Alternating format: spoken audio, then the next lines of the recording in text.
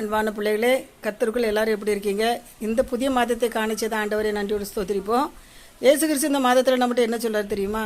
யோசுவாவுடைய புத்தகம் 21 அதிகாரம் கடைசி வசனத்தை பார்த்தீங்கன்னா, கர்த்தர் இஸ்ரவேல் குடும்பத்தாருக்கு சொல்லியிருந்த நல்ல வார்த்தைகளில் ஒன்றும் தவறி போகவில்லை, எல்லாம் நிறைவேறிற்று. நம்முடைய வாழ்க்கையில் இயேசு கிறிஸ்து நிறைய வார்த்தைகளை தந்திருக்கு பாரு. நாம் வேதத்தை வாசிக்கும்போது அல்லது இயற்கை மூலமாக அல்லது ஊழியர்கள் மூலமாக ஏதோ ஒரு சூழ்நிலையில் ஆண்டவர் நமக்கு நிறைய வார்த்தை தந்திருக்கிறார்ல, நிறைவேறி இருக்கா? நிறைவேறலைன்னு வருத்தப்படுறீங்களா? ஒரு வார்த்தை கூட நிறைவேறாமல் போகாதுங்க, எல்லாம் நிறைவேறும். ஆனால் ஒன்றே நம்ம செய்யணும், அந்த வார்த்தைகளில் சோர்ந்து போகாமல் நம்ம விசுவாசத்தை நம்பி அறிக்கையிட்டு ஆண்டவருக்கு பிரியமாக அந்த வார்த்தைக்கு காத்திருக்கும் போது நிச்சயமாக நிறைவேறும். ஆபிரகாமுக்கு 25 வருஷம் கழித்து நிறைவேறிச்சு. ஈசாக்குக்கு 20 வருஷம். அண்ணாளுடைய காரியம், சகருடைய காரியம், இப்படி நிறைய வேதத்தில் நம்ம பார்க்குறோம்ல. நமக்கு மட்டும் எப்படி செய்யாமல் இருப்பாருங்க? ஆனால் உடனே சட்டுப்புட்டு எல்லாம் நடக்கணும் நம்ம எதிர்பார்த்து நடக்கலைன்னா சோர்ந்து போய் வேதத்தை மறந்து ஆலயத்தை மறந்து விசுவாசத்தை மறந்து இருக்கக்கூடாது. சரியா?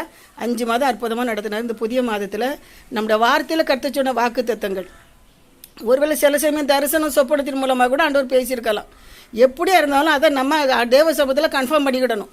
ஏதோ ஒரு ஊழியக்காரர்கள் ஏதோ சொல்கிறாங்கிறக்காக போட்டு மனசு போட்டு குழப்பிட்டு கிடக்கக்கூடாது. மனிதர்கள் எல்லாருமே அப்படி தான் சொல்லுவாங்க. அது உண்மையாக பொய்யாங்கிறத நாம் தேவ சமூகத்தில் நம்ம காத்திருந்து நம்ம தனிப்பட்ட விதத்தில் கேட்டு வாங்கணும். ஒட்டு மொத்தமாக எல்லோரும் குழுவாக போய் ஜெபம் பண்ணி ஏதோ ஊழியர்கள் சொல்கிற வார்த்தையை அப்படியே நம்பி நம்ம ரொம்ப சோர்ந்துலாம் போகக்கூடாது. தனிப்பட்ட விதத்தில் அறையில் போய் தனியாக ஜெபம் பண்ணி வேதம் வாசித்து கர்த்தர் ஒரு வார்த்தையை தருவார் என்றால் அது தவறவே தவறாதுங்க. நிச்சயமாக நம்மளோட வாழ்க்கையில் நிறைவேறும். என்னுடைய வாழ்க்கையில் கூட உடனே நடந்தது உண்டு, காலதாமதமாகி நடந்தது உண்டு, இன்னும் நிறைவேறாமல் கூட இருக்கான நிச்சயம் நடக்கும். கர்த்தருடைய வார்த்தை போய் சொல்லாது. ஒரு இராணுவ தளபதி தன்னுடைய போர் வீரர்களோட ஒரு முகாமுக்கு போகிறாரு, மலைக்கு போகிறாரு. அந்த கீழே ஒரு டீ கடைக்காரர் இருக்கார். அந்த மலைக்கு போகிறதுக்கு முன்னாடி பயங்கர குளிர், ஒரு டீயை குடிச்சிட்டு போகிறது வழக்கம். சரியா? அன்னைக்கு போகிறாரு, அந்த டீ கடை என்ன செஞ்சுருக்கு, மூடி கிடக்கு. அப்போ இவங்களுக்கு மேலே போன எல்லாம் பசி, போர் வீரர்களும் சோர்ந்து போயிருக்கிறாங்க. சரிப்பா அந்த ஹோட்டல் கடையை கொஞ்சம் திறந்து பாருப்பான்னு பார்த்தா அங்கே டீ இருக்குது, பால் இருக்குது, சீனி இருக்குது, காப்பி போட்டு எல்லோரும் குடிச்சிட்டாங்க. குடிச்சிட்டு இராணுவ தளபதி சொல்கிறாரு, ஒரு 2000 ரூபா அதில் வச்சுருப்பா, அந்த கல்லாப்பட்டிக்குள்ளே போடுங்க. போட்டாச்சு. 1 மாதம் கழிச்சிச்சு, முகாமெல்லாம் முடிஞ்சு மறுபடியும் கீழே இறங்கி வராங்க.